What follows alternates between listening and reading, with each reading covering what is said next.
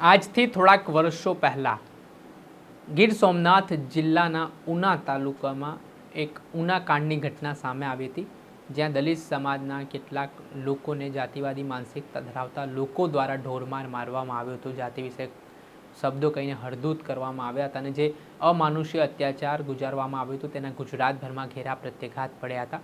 એટલું જ નહીં, દેશભરમાં તેના ઘેરા પ્રત્યાઘાત પડ્યા હતા. આ ઘટનાને 10 વર્ષ પૂર્ણ થવા જઈ રહ્યા છે. આ મામલે શું કહી રહ્યા છે વડગામના ધારાસભ્ય જિગ્નેશ મેવાણી, વિગતે વાત કરીએ. વૈષ્ણવજન તો તેને કહીએ જે પીડ પરાઈ જાનાને રે. દર્શક મિત્રો, નવજીવન ન્યૂઝમાં આપનું સ્વાગત છે. હું છું ફૈઝાન.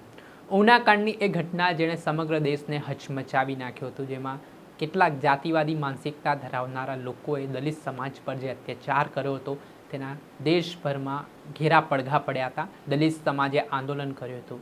આ ઘટનામાં જે પીડિત પરિવાર છે તેમને જે તે સમયના મુખ્યમંત્રી આનંદી પટેલે વચન આપ્યું હતું કે સરકાર દ્વારા દલિત સમાજના જે પીડિત પરિવાર છે તેમને નોકરી આપવામાં આવશે, ખેતરની જમીન આપવામાં આવશે અને ઘર માટે પ્લોટની જમીન પણ ફાળવવામાં આવશે.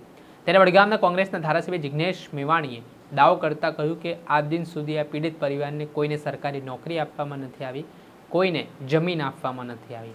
આ પ્રકારે સરકારની જે ઈચ્છા શક્તિનો અભાવ દલિત સમાજને ન્યાય અપાવવામાં દેખાતો હોય તેવા આક્ષેપો જિગ્નેશ મેવાણીએ લગાવતા શું એલાન કર્યું છે તે સાંભળો. જય ભીમ મિત્રો, આ 11 જુલાઈએ ઉના કાંડની ઘટનાને બરાબર 10 વર્ષ પૂરા થશે. ઉનાના પીડિત પરિવાર ઉપર એમની પીઠ ઉપર જે ચાપખા પડ્યા એ ફક્ત ગુજરાત નહીં, આખા ભારતના દરેકે દરેક દલિતની પીઠ ઉપર પડેલા ચાપખા હતા. અને એના જ કારણે ગુજરાત અને દેશના ઇતિહાસનું એક ઐતિહાસિક આંદોલન ગુજરાતની ધરતીએ જોયું. આપણે બધાએ સાથે મળીને કહ્યું.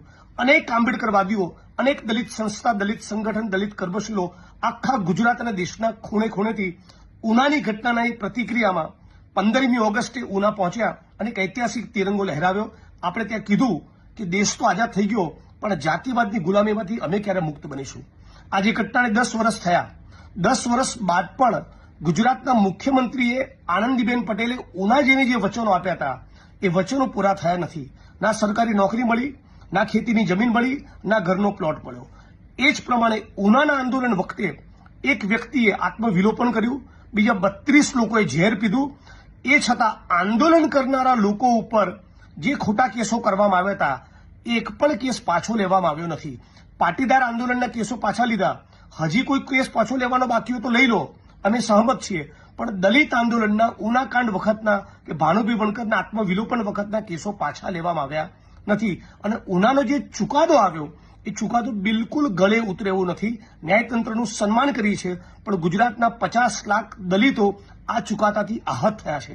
એટલે આપણે માગણી કરીએ છીએ કે બાલુભાઈ સરવૈયા, વશરામભાઈ, આખું પીડિત પરિવાર તો કોર્ટમાં જાય, એ તો અપીલ દાખલ કરે, પણ સાથે સાથે રાજ્યની સરકારે પોતે અપીલ દાખલ કરવી જોઈએ. સરકારને પોતાને રસ હોવો જોઈએ કે આ કેસ હાઈકોર્ટમાં જવું પડે, સુપ્રીમમાં લડવું પડે, પણ રાજ્યની સરકારની પોતાની ભાવના હોવી જોઈએ કે કેસમાં પીડિતોને ન્યાય મળે. પણ આવું પણ કશું દેખાતું નથી. એટલે આપણે બધા સાથે મળી 11 જુલાઈ મંગલ પાંડે હોલ, નિકોલ, અમદાવાદ ખાતે શનિવાર 11 જુલાઈ બપોરે 2 થી 6 બધી દલિત સંસ્થા, દલિત સંગઠનો, કર્મશીલો સાથે મળીને કાર્યક્રમનું આયોજન કર્યું છે. આવો ફરી એકવાર બધા આપણી એકતા અને તાકાતનો પરિચય કરાવીએ. 11મી જુલાઈ, 11 જુલાઈ બપોરે 2 થી 6 મંગલ પાંડે હોલ, નિકોલ, અમદાવાદ. આપ તમામ લોકોનું સ્વાગત છે. જય ભીમ, જય ભારત, જય સંવિધાન. જે રીતે આપણે સાંભળ્યા કોંગ્રેસના વડગામના ધારાસભ્ય જિગ્નેશ મેવાણી, હાલ તેમણે આગામી 11 જુલાઈએ દલિત સમાજને મોટી સંખ્યામાં અમદાવાદ ખાતે ઉમટી જવા માટે હાકલ કરી છે, આહવાન કર્યું છે. અને જે 10 વર્ષથી ન્યાય માટે વલખા મારતો આ પીડિત પરિવાર છે તેને ન્યાય મળે અને સરકારના કાન સુધી અવાજ પહોંચે તે માટેની આ મહત્વપૂર્ણ બેઠકનું આયોજન કરાયું છે. દર્શક મિત્રો, આવા જ નવા વિડીયો સાથે આપણે માહિતગાર કરતા રહીશું. પડે પડના અપડેટો તમારા સુધી પહોંચાડતા રહીશું. એટલે નવજીવન ન્યૂઝ જોતા રહો, લાઈક કરો, શેર કરો.